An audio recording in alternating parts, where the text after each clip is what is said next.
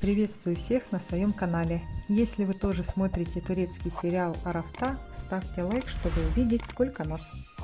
В новой серии мы увидим сложную любовь между главными героями. Они оба любят, но пока из-за непростых жизненных обстоятельств не могут себе в этом признаться.